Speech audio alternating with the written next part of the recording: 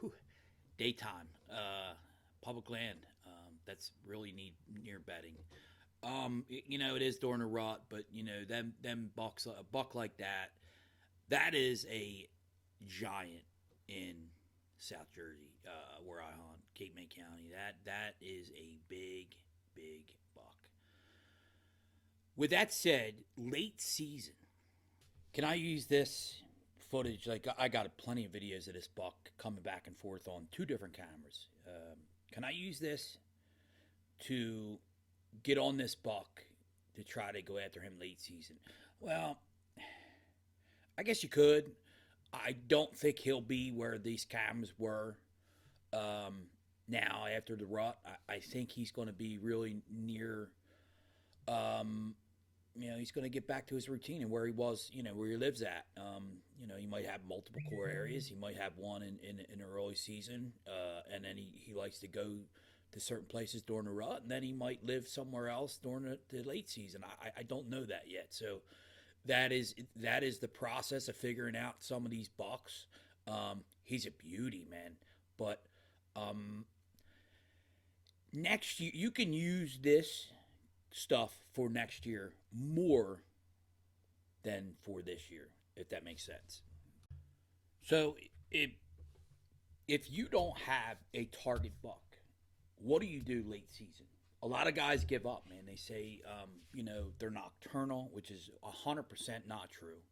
The bucks just ain't moving far. Human pressure has put them in their bedding areas, the ones that they trust. They can pretty much smell anything from behind them and see anything from in front of them.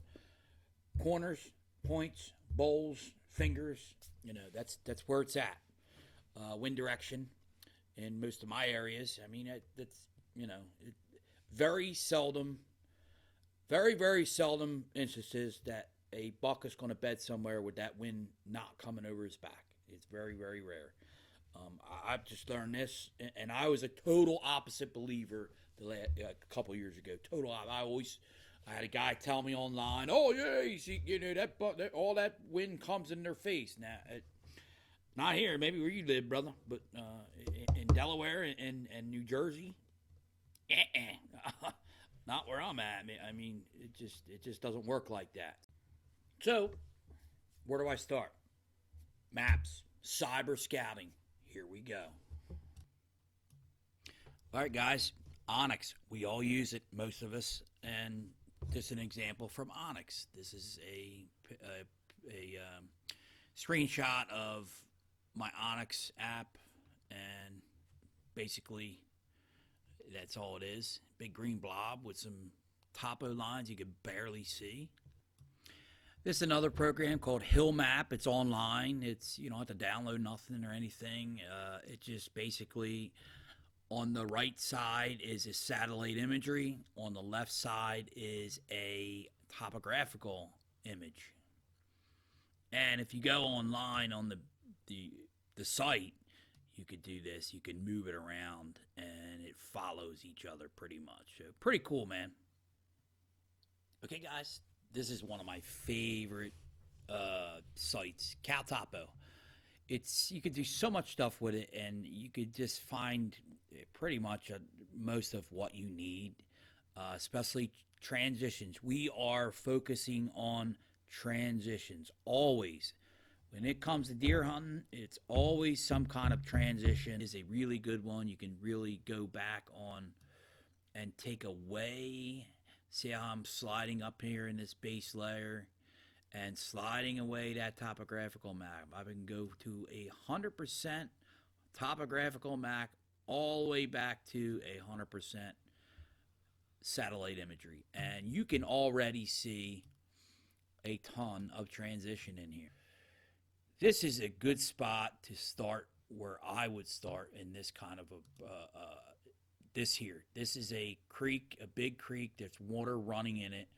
Up in here seems to be swamp. Here's little islands, and if you get into a big, giant, wet swamp with a lot of water, what are you going to have on these little islands?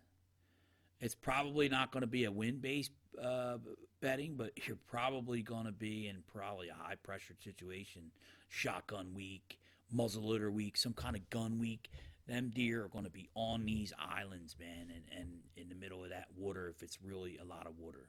So keep that in mind. But Cal Topo, another thing you can really use on here, and it's really cool, is I go up here, and my buddy Jason, which is an absolute genius of this stuff, and teaches me something about these kind of buck hunting almost every time I'm out.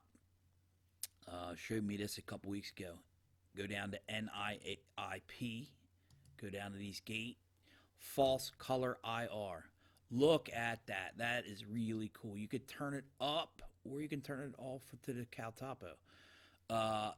The darker the red, from what I'm told, is the thicker the areas is going to be. Now you can really see transitions, really see a lot of them. Really cool image map tool that you can use online. And again, it's really, really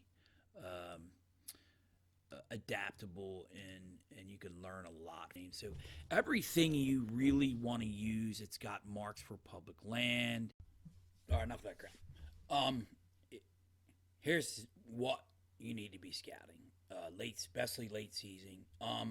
Now, them maps on them programs, you gotta remember they are not up to date. A lot of them are 4 and 5 years old. Remember that. A lot of things could be changing, so you need to consider that when you're trying to do some cyber scouting and all. So remember, they are older. Even Onyx is 2-3 years older. I think Onyx's maps are from like 2018. So whenever they refresh, I don't know, but they are older maps. Remember that. Here's some examples of what a lot of my new guys and guys that are under the impression that late season is super hard to do, and it's not. You got to know what you're looking for. You're looking for corners, points, bowls, fingers, but you want to look for that sign going into them areas and make sure it's fresh, really fresh. Because if you hear a lot of these big influencers saying, "Oh, hunt the hot sign." Well, that doesn't mean you find hot sign and go to that corner, or go into that point, or go into that finger where the deer are going to you're going to get busted. And a lot of guys are so aggressive. That's what's happening, and that's why they're getting frustrated. So here's a couple examples of what I'm going to be doing and what I try to do. And I try to be aggressive, but yet stay back. And because I have been busted so many times, it's not funny. I'll get up a certain spot and boop, there you go. Oh, God darn it. There goes your hunt. And that's just the game, man. Here's some examples. All right, guys. Corners, points, and bowls.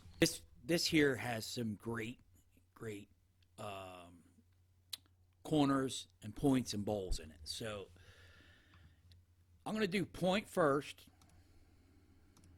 which you got a point right here. A buck could be very well bedding on this point, or 10 to 15 yards inside of that point, depending on how far he can see out, because he wants to watch these open areas and these transitions. So when a hunter comes down from his truck or whatever he's doing and comes in here and gets in here, he's busted. He sees it before he even gets it. As soon as he hits this wood line inside, the deer's looking, he's hearing him crunch leaves and watching him. Okay, a corner. You got a corner down here. So depending on how thick this corner is, a buck could be, this looks pretty thick because all this looks really wet. So it's probably very, very thick and nasty. So this looks like it comes in here a little bit like that and then breaks off, and it could be whatever. So you got a little bit of a corner back in this point, corner of the field. So a buck could be bedded on this corner, or back in here, and watching the same way with the wind coming over his back like so. That is your corner example. Now, for a bowl example, to me, this would be like this is swamp. Here's your bowl, or like to me that's a bowl. I mean, you could have a bowl. Here's a bowl where everything's filtering down in, but a buck could be very well bedding on this bowl tip. You know what I mean? It's a point from the mainland, but it's a bowl where this is nasty and thick. Depending on how wet and thick it is, he could be bedding in just inside here. And the same way, he's watching out here, knowing he could smell everything coming from this way, and probably this way, because you're probably going to get a little bit of a wind swirl in here, bouncing off and bouncing all over in here from these transitions. So, say this buck is bedding here, and Mr. Loper comes up this here, and he wants to hunt deep today and hunt the swamp. Boom, you're busted. You're busted, man. Even if you come in from here and make your mile walk, boom, you're busted. Here's a finger. You got this big swamp. You can tell it's water. There's a kind of a finger, and it comes out like that, and you might have a little bit of thing, but this is a finger to me. It comes up like that, and one of two things could be happening here. That buck could be bedding here, depending on what's going on, how much pressure, and watching out this way, knowing nothing's going to come from this way with the wind, this way in the wind, or this way with the wind. Wind over back always. Again, up here maybe, or he could be bedded on this finger point. There'll be extra trails all over in here, believe me. So, same thing, wind over back. Probably more of this wind. He might go up here when you have a straight wind like that, and have work the wind like that when he has more of this will be an easterly wind probably, and then he'd probably bed up here on a more of a southerly wind, if you can see that. So that's how you can tell where they're going to bed sometimes too. So that's a finger. Guys, that's how you got to scout late season, and you got to remember this. These maps are behind. They're a few years behind, and when you're scouting, getting boots on the ground, you got to not get too close. You want to scout these points, fingers, bowls, all that stuff, but you want to scout 100 to 150 yards outside of it, and look for that hot sign, that really, really fresh sign leading into them areas. That's when you want to hunt them.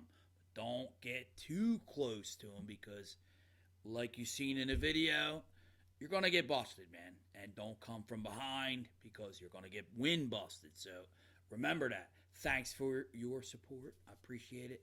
Guys, any questions, give me a shout, man. Email me. You can get my email on YouTube or TikTok or whatever.